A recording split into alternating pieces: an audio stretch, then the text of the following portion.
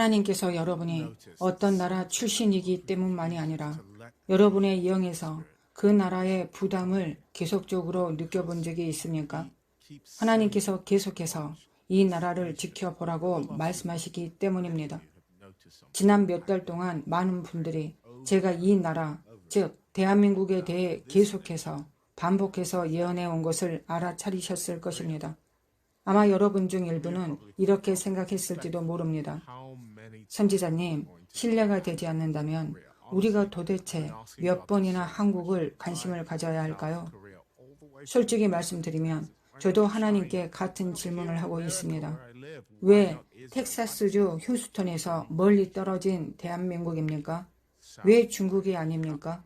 왜 제가 살고 있는 이곳 미국이 아닙니까? 왜 이스라엘이 아닙니까? 왜 주님께서 계속해서 제 앞에 대한민국을 가져다 놓으십니까? 대한민국입니다. 저는 선지자가 자신의 사명을 선택한다고 믿지 않습니다. 우리는 그 사명을 맡아서 관리할 뿐입니다. 선지자는 여행사가 아닙니다. 우리가 안내 책자를 펼쳐놓고 이렇게 말하는 것이 아닙니다. 주님, 올해는 제가 카리브해로 가라는 인도하심을 느낍니다. 하나님께서는 하늘이 주목하고 있는 것을 따라 우리에게 사명을 맡기십니다. 그리고 주님께서는 계속해서 제게 말씀하시고 저를 이곳으로 데려오고 계십니다. 비행기를 타고 오는 것이 아닙니다. 저는 실제로 주님께서 저를 영으로 이곳에 데려오시는 것처럼 느낍니다. 때때로 하나님께서는 역사가 그 나라에 주목하기 전에 또는 뉴스가 그 사실을 따라잡기 전에 제게 그 나라를 먼저 보여주십니다. 때로는 제가 설명할 수 있기 전에 무언가를 느끼게 하십니다. 여러분도 그런 느낌을 이해하실지 모르겠습니다. 그런데 최근에 주님께서는 계속해서 저를 대한민국으로 데려오고 계십니다. 그러던 중 또 다른 일이 일어나기 시작했습니다. 저는 계속해서 한 문장을 반복해서 보고 듣게 되었습니다.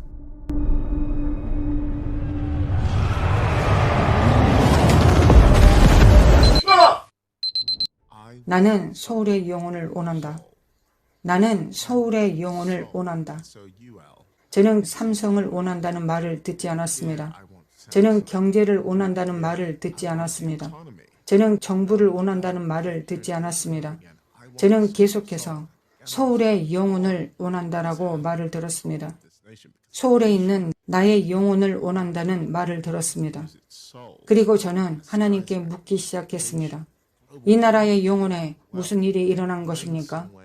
기술을 가졌으면서도 영혼을 잃은 나라, 초고층 빌딩과 교육, 세계적 영향력과 부를 가졌으면서도 아무도 볼 수 없는 곳에서 죽어가고 있는 나라 말입니다. 그 숫자를 기억하십시오. 1997년 8월 6일 태평양의 괌섬에서 비행기 추락 사고가 발생했습니다. 몇 시간 전의 일이었습니다. 약 200명이 그 사고로 사망한 것으로 추정됩니다. 그들은 대비는 했지만 결코 오지 않기를 기도했던 그 전화가 걸려온 것입니다. 저는 여러 나라 종류의 재난 현장에 가본 적은 있지만 비행기 추락 사고는 처음이었습니다. 그래서 그것을 표현할 길도 없었습니다. 상상조차 하지 못했습니다. 대한항공 보잉 747기는 어둠 속을 뚫고 괌을 향해 하강하고 있었습니다. 254명의 사람들이 탑승해 있었습니다. 그 밤이 끝나기 전에 수백 명의 사람들이 목숨을 잃었습니다. 숫자 801에는 거의 예언적인 의미가 담겨 있는 듯합니다. 8은 새로운 시작을 의미하고 1은 하나됨을 의미합니다. 그러나 그날 밤 도착으로 끝나야 했던 여정은 충돌로 끝나고 말았습니다. 날씨는 좋지 않았습니다. 기장은 존경받고 경험이 많고 나이가 많은 고참이었습니다. 그것이 중요한 부분입니다. 부기장은 더 젊고 고난은 적었습니다. 그러나 항공기가 하강하면서 조종석 승무원들은 무언가 잘못되었음을 인식하기 시작했습니다. 항공기가 너무 낮게 내려가고 있었고 지형은 너무 가까웠습니다. 계기와 접근은 맞지 않았습니다.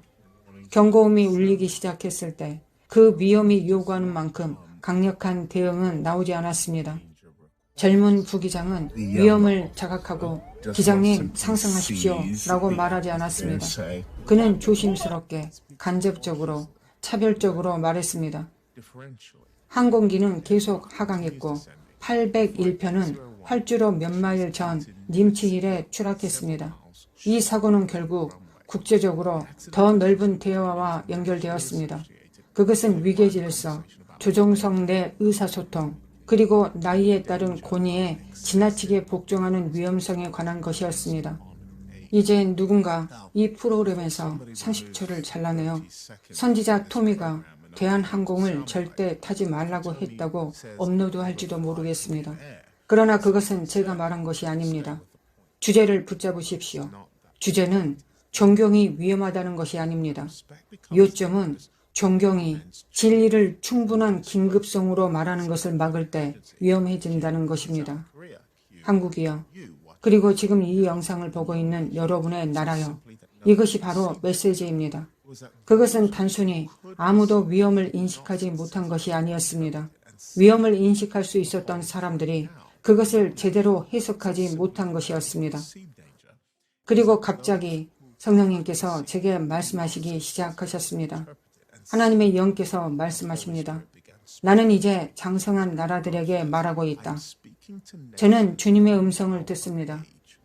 나이지리아, 케냐, 우간다, 싱가포르, 한국, 일본, 중국, 그리고 존경이 조용히 침묵이 되어버린 모든 나라들아. 나는 지금 너희에게 말하고 있다. 나는 존경이 두려움이 되어버린 문화에 말하고 있다. 나아가 면책이 되어버린 곳, 직함이 방패가 되어버린 곳, 젊은이들이 위험을 알아차릴 수 있지만 정중히 죽도록 훈련받아온 곳에 말하고 있다. 요한복음 9장에서 태어날 때부터 맹인이었던 사람을 기억하십니까? 바리새인들이 그의 부모에게 물었습니다. 어떻게 내 아들이 지금 보게 되었느냐? 그의 부모가 대답했습니다. 그에게 물어보라. 그는 장성하였다. 스스로 말할 수 있다. 저는 주님의 음성을 듣습니다. 너희는 이제 장성하였다. 내가 너희 나라들을 성숙으로 이끌었다. 나는 더 이상 너희를 어린아이로 대하지 않을 것이다. 너희는 너무 많은 계시를 받았기에 더 이상 못 본 척 할 수 없다. 너희의 나이는 흰 머리카락으로 측정되지 않는다. 너희의 나이는 빛으로 측정된다. 많이 받은 자에게는 많이 요구됩니다. 저는 주님의 음성을 듣습니다. 너희는 보았다. 너희는 분별하였다. 이제 비행기가 추락하기 전에 말하라. 지금 댓글에 입력하십시오. 나는 장성하였다. 모든 것을 알기 때문에가 아닙니다.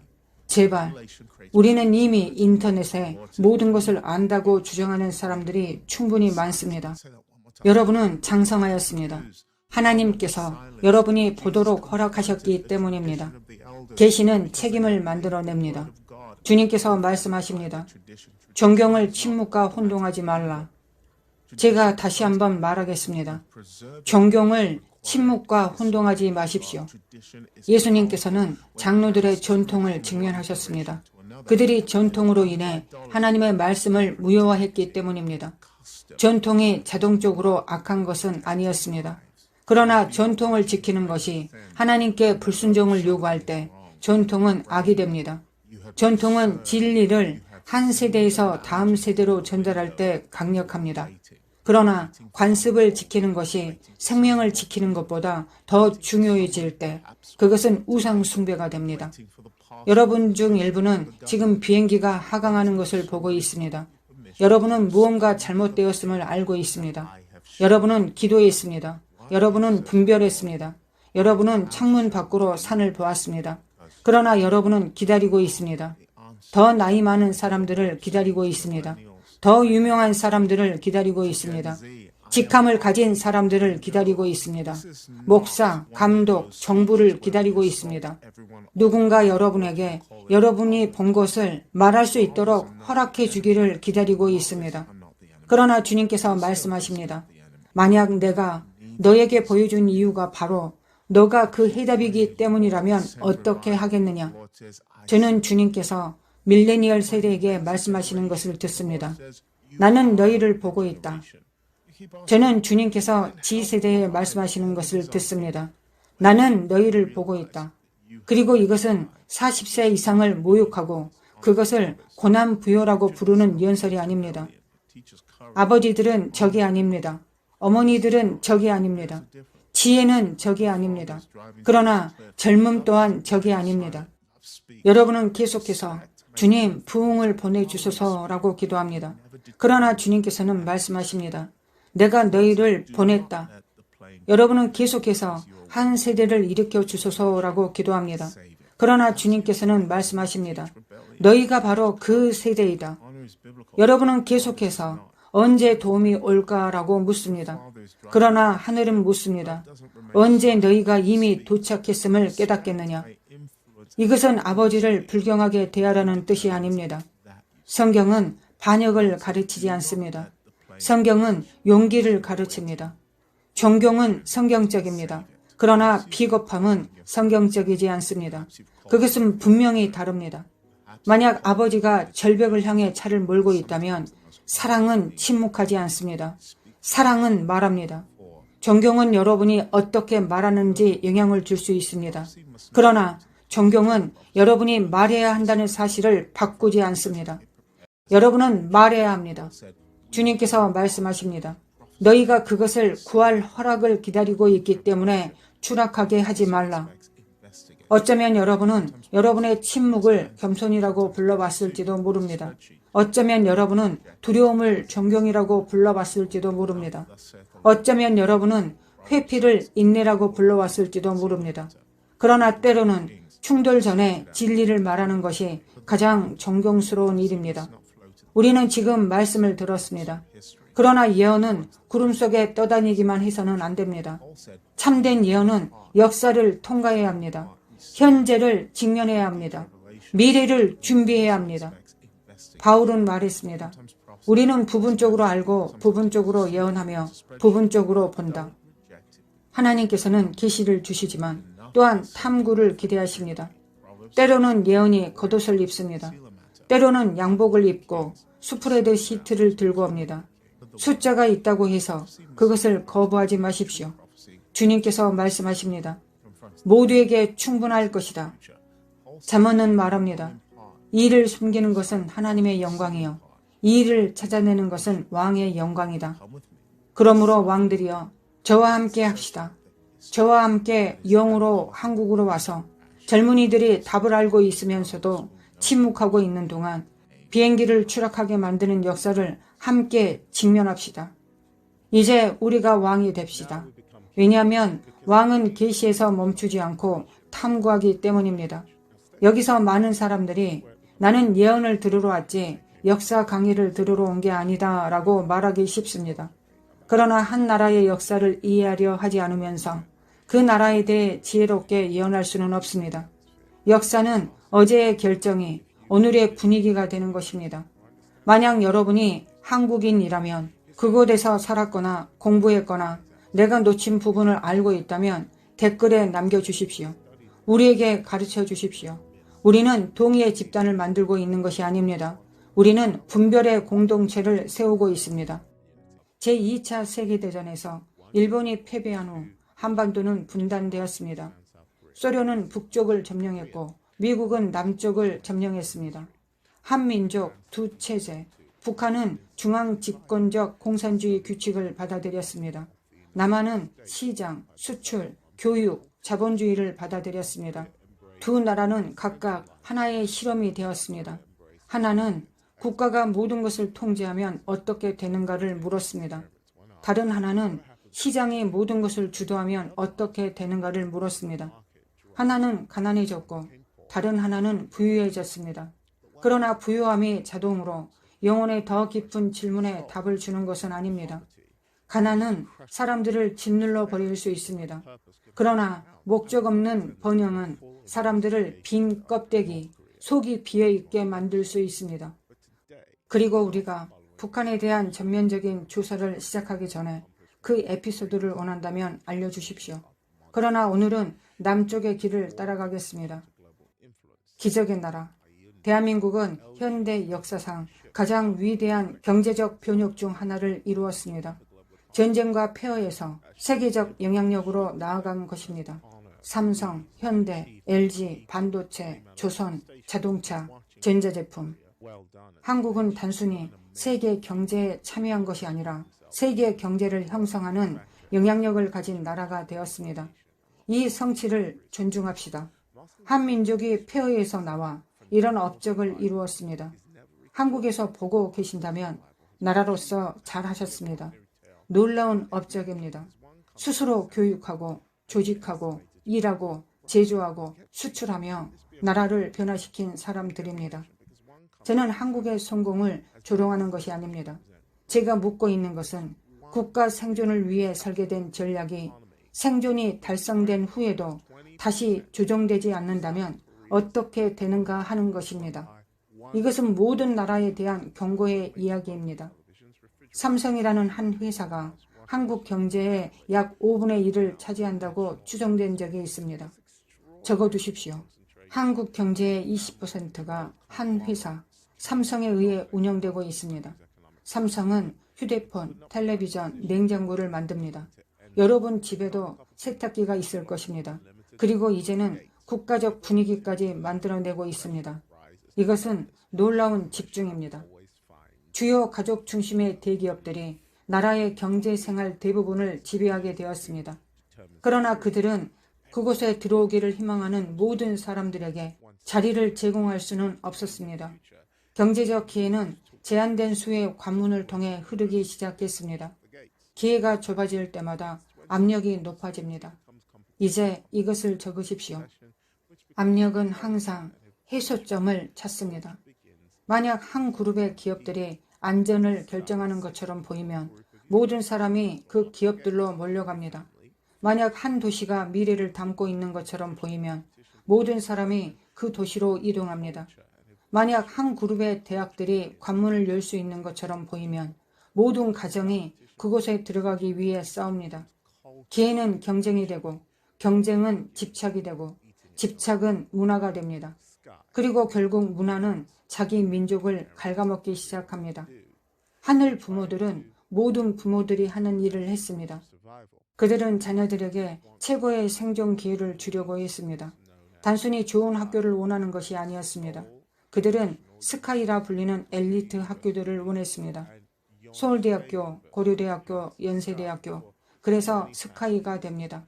많은 가정들에게 이 학교들은 권력, 명성, 안전에 접근할 수 있는 상징이 되었습니다.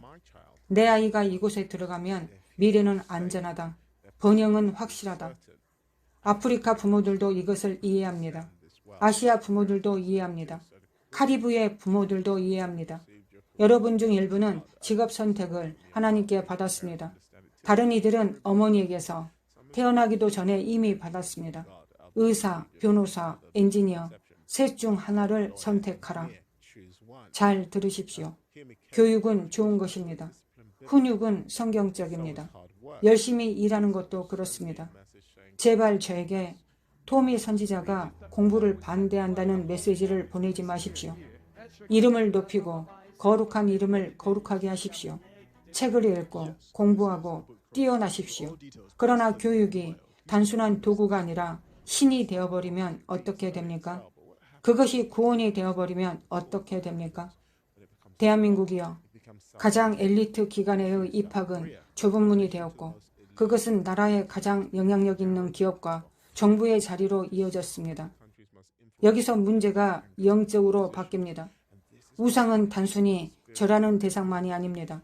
그것은 여러분을 구해줄 것이라고 기대하는 것입니다. 그것은 교육적 메시아입니다. 학위가 여러분의 선택받은 자, 작은 기름 부음 받은 자가 될 때 교육은 송소에 들어가 버린 것입니다.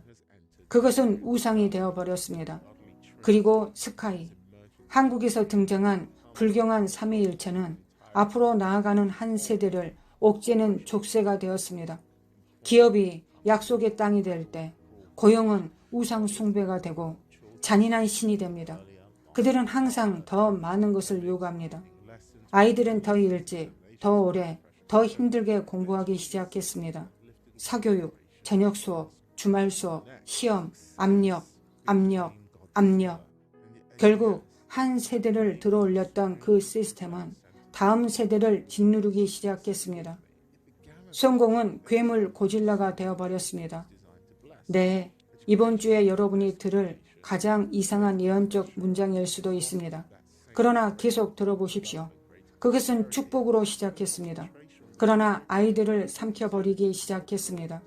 축복을 위해 설계된 것이었습니다. 나라를 구한 교육이었습니다. 그러나 그 압력이 같은 세대를 지치게 만들었습니다. 기업 발전은 번영을 만들어냈습니다. 그러나 집중은 기회를 제한했습니다. 문화적 훈육은 탁월함을 만들어냈습니다. 그러나 경직은 사람들을 질식시켰습니다. 존경은 질서를 지켰습니다. 그러나 침묵은 기능 장애를 보호했습니다. 사탄은 나라를 파괴할 때 처음부터 악한 것으로 시작하지 않습니다. 그는 좋은 것으로 시작합니다. 종교, 교육, 정부, 기업, 가정, 그것들은 아름답게 시작합니다. 그러나 절대적인 것이 되어버립니다. 그리고 인간을 섬기도록 만들어진 것이 인간이 그것을 섬기도록 요구하기 시작할 때 고질라가 실제로 도시에 들어온 것입니다. 젊은이들은 어린 시절 내내 공부합니다. 대학에 들어갑니다. 학위를 모읍니다. 그러나 그들은 과밀한 취업 시장에 직면합니다. 주택은 어려워집니다. 결혼은 늦어집니다. 자녀는 감당할 수 없게 됩니다. 그리고 결국 한 세대가 묻습니다. 도대체 이 모든 희생은 무엇을 위한 것이었는가? 이것은 단순한 게으름이 아닙니다. 이것은 의미의 위기가 닥친 것입니다. 우리가 연구해야 되는 길은 많습니다. 주택 문제, 기회 집중, 경력, 성별, 갈등, 이른바 사비운동, 기업 부패, 한국교회의 영적 상태 변화. 각각은 고유한 조사가 필요합니다. 다음에 어떤 주제를 다루기를 원하시는지 말씀해 주시면 기꺼이 하겠습니다. 그리고 다시 말씀드립니다. 한국에서 보고 계신 분들은 꼭 팔로우하시고 댓글로 제가 개선할 부분을 알려주십시오. 이제 우리는 본론으로 들어갑니다. 텅 빈 유치원. 그리고 저를 멈추게 만든 통계가 있습니다. 여성 한 명당 약 2.1명의 출산율이 있어야 인구가 이주와 함께 스스로를 대체할 수 있습니다. 그러나 한국은 이 그래프에서 보듯이 0.7까지 떨어졌습니다. 이는 한 세대가 스스로를 대체할 만큼의 아이들을 전혀 낳지 못하고 있다는 뜻입니다. 인구는 줄어들고 노동력은 감소하며 사회는 고령화됩니다. 거의 주님의 새로운 말씀이 한국의 모든 강당과 교회에서 선포되어야 하는 것처럼 들립니다. 결혼하고 생육하고 번성하라. 경제적 부담은 점점 더 무거워집니다. 문명은 조용히 사라지기 시작합니다. 마치 과거 이집트의 체제가 아이들을 죽이려 했지만 결국 번성하게 되었던 것처럼 오늘날에는 이집트가 업그레이드되어 한국에서 텅 빈 유치원을 통해 인구를 줄이고 있는 것과 같습니다. 학교는 아이들이 오지 않아 문을 닫습니다. 가족을 위해 지어진 아파트는 이제 지친 노인 한 사람만이 거주합니다. 나라는 사람들을 훈련시켜 휴대폰, 선박, 자동차, 반도체, 세계 문화를 생산하게 하지만 정작 많은 사람들이 다음 세대들을 낳을 수 있다고 느끼는 사회를 만드는 데는 실패합니다. 안타깝게도 이 대한민국의 영혼의 대조는 미국이 새로운 대통령을 통해 벗어난 것이기도 합니다. 그러나 우리는 여전히 뒤틀린 세상에 살고 있습니다. 그 세상은 자유로운 자본주의를 위한 것도 아닙니다. 오히려 사회주의적 정부를 위해 일하는 기계화된 산업사회를 꿈꾸고 있습니다. 바로 이것이 성령님께서 제게 말씀하신 것입니다. 주님께서 말씀하셨습니다. 나는 한국을 주시하고 있다. 한국의 영혼을 지키기 위해서다. 나는 남한이 북한과 같아지기를 원하지 않는다. 북한은 공산주의이지만 저는 적의 계획이 남한을 사회주의로 만들려는 것을 보았습니다. 저는 북한을 보았고 남한을 보았습니다. 그리고 다시 저는 주님께서 이 두 나라의 꼬리를 묶으시는 것을 보았습니다. 우리가 과거에 와우 한국 하나님께 감사합니다. 한국은 북쪽의 독재 은둔 왕국으로부터 세상을 지키는 피난처와 같은 나라입니다. 라고 말했던 그 순간이 갑자기 한국이 납치당한 것처럼 보였고 그들의 정책이 공산주의가 아닌 급진적 사회주의로 이동하는 것을 보였습니다. 그것은 세계가 한국에 무슨 일이 일어나고 있는가라고 말하게 만드는 변화였습니다. 이런 일은 한국뿐만이 아닙니다. 일본도 어려움을 겪고 있습니다. 중국도 어려움을 겪고 있습니다. 이탈리아와 스페인도 어려움을 겪고 있습니다. 선진국 대부분이 인구 대체 수준 이하에 머물러 있습니다. 그러나 한국은 거의 그 어느 나라보다 더 멀리 가 있습니다. 여기서 누군가 아이를 낳지 않는 여성을 탓하는 것이냐고 댓글을 달 수도 있습니다. 아닙니다. 인터넷에서는 이미 불필요한 논쟁이 충분히 많습니다. 이것은 여성을 탓하는 것도 남성을 탓하는 것도 아닙니다. 인간을 단순히 통계로 취급하는 것도 아닙니다. 질문은 이것입니다. 어떤 사회가 결혼, 가족, 주거, 자녀 양육을 불가능하게 만드는가? 사람들이 미래를 바라보며 누군가를 이 미래에 데려올 수 없다고 결론 내릴 때 그것은 단순히 인과학적 문제가 아닙니다. 그것은 영적인 문제입니다. 이것은 아이를 낳느냐 안 낳느냐의 문제가 아닙니다. 이것은 희망의 문제입니다. 아이들은 인류가 미래에 대한 믿음을 가장 크게 선언하는 존재입니다. 아이를 키운다는 것은 내일은 줄만한 가치가 있는 미래가 될 것이라고 믿는다는 고백입니다. 그러므로 한 세대가 스스로를 대체하지 않게 될 때 우리는 내일은 어떻게 된 것인가 라는 질문을 던져야 합니다. 미국, 나이지리아, 영국, 캐나다, 남아프리카, 호주 혹은 다른 어느 나라에서 보고 계시든 채널을 돌리지 마십시오. 이것은 단순히 한국의 문제가 아닙니다. 이것은 현대 문명 전체에 대한 예언적 경고입니다. 한국은 단지 다른 나라들보다 더 멀리 이 길에서 벗어난 것뿐입니다. 어쩌면 하나님께서 한국을 가리키시는 이유는 그분이 한국을 사랑하시기 때문입니다. 경고는 거절이 아닙니다. 경고는 하나님께서 대화를 포기하지 않으셨다는 증거입니다. 상처를 드러내시는 하나님은 또한 그 상처를 여러분의 기름으로 치유하시려는 의도를 가지십니다. 혹시 이 말씀을 들으며 불안함을 느끼고 계십니까?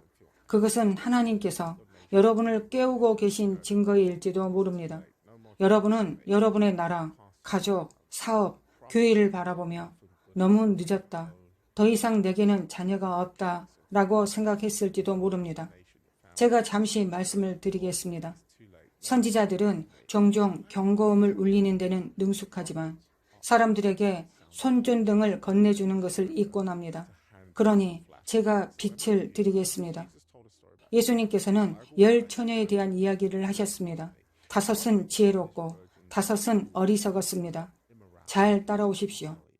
어리석은 처녀들을 어리석게 만드는 것은 음행이 아니었습니다. 반역도 아니었습니다. 그들 모두가 처녀였습니다. 그들 모두는 기다리고 있었습니다. 그들 모두는 등불을 들고 있었습니다. 그들 모두는 피곤해졌습니다. 그들 모두는 잠들었습니다. 차이는 단순했습니다. 5은 어둠을 준비했습니다. 5은 준비하지 않았습니다. 그들은 반드시 올 일이었던 한밤중을 준비하지 않았습니다. 기름은 등불을 위한 것입니다. 등불은 밤을 위한 것입니다. 여러분은 매 시간이 어두워서 기름을 사는 것이 아닙니다. 어둠은 예측 가능하기 때문에 기름을 사는 것입니다. 어둠을 위해 예언이 필요하지 않습니다. 저녁이 오면 밤이 따릅니다. 어리석은 자들은 낮을 위해 모든 것을 세웠습니다.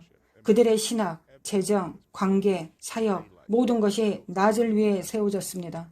그러나 그들은 한밤중을 위한 준비는 하지 않았습니다. 어둠이 왔을 때 사람들은 준비를 빌려올 수 없다는 것을 깨달았습니다. 여러분은 다른 사람의 기도 생활을 존경할 수 있습니다. 그러나 한밤중에는 그것을 빌릴 수 없습니다. 여러분은 다른 사람의 계시를 따라갈 수 있습니다. 그러나 그들의 기름을 빌릴 수는 없습니다. 여러분은 다른 사람의 신념을 인용할 수 있습니다. 그러나 빌린 신념은 개인의 어둠 속에서는 살아남지 못합니다. 저는 주님의 영이 이렇게 말씀하시는 것을 듣습니다. 너희의 기름을 사라. 오늘 기름을 사는 대가는 기름이 없는 것의 대가와 비교하면 언젠가는 아주 작은 것으로 보일 것입니다. 기도는 시간을 요구합니다. 기름은 말씀을 요구합니다. 기름은 집중을 요구합니다. 기름은 지혜를 요구하며 때로는 자존심을 요구할 수도 있습니다. 기름은 공동체를 요구하며 취약함을 요구합니다. 기름은 순종을 요구하며 때로는 편안함을 요구할 수도 있습니다. 기름은 대가가 있습니다. 그러나 자신의 기름을 사는 대가는 언젠가 그것이 없는 대가와 비교할 때 훨씬 작은 것으로 드러날 것입니다. 이제 주님께서 우리에게 행동을 요구하십니다. 준비는 빌릴 수 없습니다. 각자 자신의 기름을 사야 합니다. 주님께서 말씀하십니다. 너희는 이제 장성하였다. 스스로 말할 수 있다. 그렇다면 한 나라가 무력해 보일 때 장성한 세대가 할 수 있는 일은 무엇입니까? 첫째, 가정을 세우십시오. 결혼하고 자녀를 낳고 용기 있는 세대를 길러내십시오. 둘째, 공동체를 세우십시오. 진실한 기관을 만들고 사람들을 소모품으로 여기지 않는 공동체를 세우십시오. 셋째, 존경하되 우상화하지 마십시오. 아버지를 존중하되 시스템을 쫓거나 추구하지 마십시오. 이것은 우상 숭배입니다. 연장자를 존경하되 삶의 균형을 포기하지 마십시오. 존경은 그저 침묵하며 따르는 것이 아니라 진리를 말하는 방식입니다. 또한 다른 경제에도 투자하십시오. 내 경제가 흔들릴 때 다른 나라에도 너의 떡을 던져라. 솔로몬은 너의 떡을 7, 8나라에 던지라고 말했습니다. 그리고 영적으로 준비하십시오. 역사를 배우고 진리를 말하며 위기가 닥치기 전에 미리 외치고 가르치고 선포하십시오. 마지막으로 즉시 순종하십시오. 온 나라가 바뀌기를 기다리지 말고 하나님께서 보여주신 것에 먼저 순종하십시오. 여러분은 이제 장성하였습니다. 스스로 위기의 때 말할 수 있습니다. 하나님께서 여러분을 축복하시기를 원합니다. 이 방송이 유익하셨길 바랍니다. 다음 시간에 다시 뵙겠습니다. 여러분의 생각을 댓글로 남겨주십시오. 더 많은 사람들이 깨어나도록 좋아요, 공유, 구독도 잊지 마십시오.